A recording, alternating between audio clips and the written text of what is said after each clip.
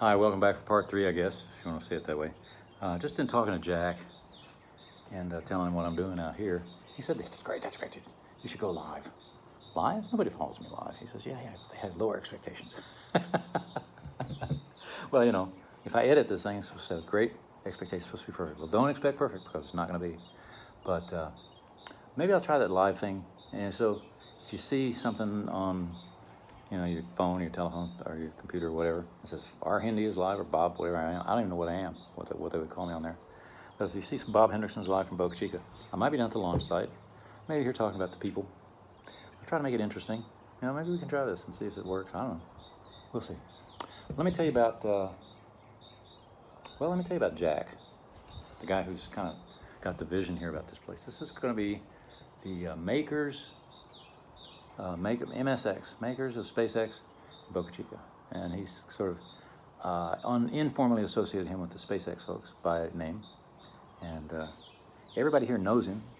So and most people that know him here are the SpaceX folks.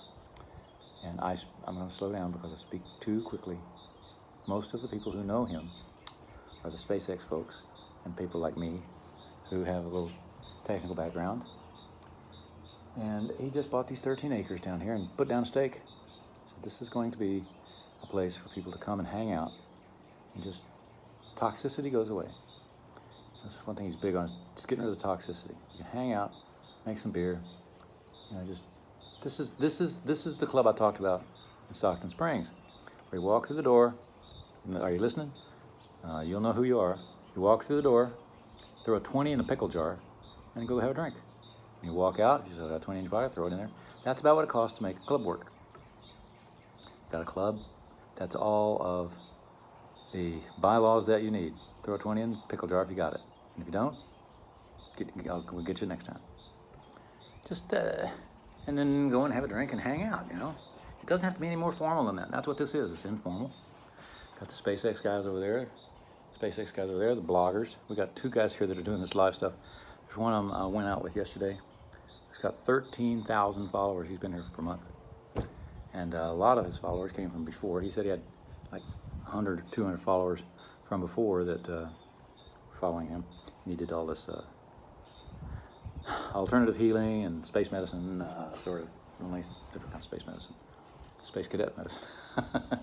But tell you about him later. But now he's got 13,000 followers and he makes $200 a day doing this stuff. Wow, that's a job. And he goes out there every day. He's one of the hardest working guys out there. Space Camp, space blog. Anyway, I'll get his name for you and put it up right here, whatever you do. As they say, down in the links, or up in the links, or over there. I don't know where it is. We'll see how this works. But I'm going astray here. We talk about Jack a little bit. He's got this vision to build this place, and he's invested the money in the 13 acres, and that's about it.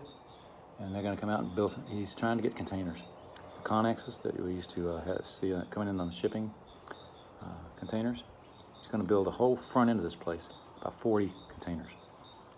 He's trying to get a good price on them, and get them moved down here so he can put them together, weld them up, and then cut them loose. Just weld them up and say, okay, you want to live here? There's one for you. And that's pretty much the price. You have to finish it out and live in it if you want, for as long as you want. And when you're ready to leave, you leave. But you have to contribute to the community. You have to be someone who belongs here, and you'll know if you belong when you move in. We don't care if you're with SpaceX, or we. He doesn't care if you're with SpaceX or not.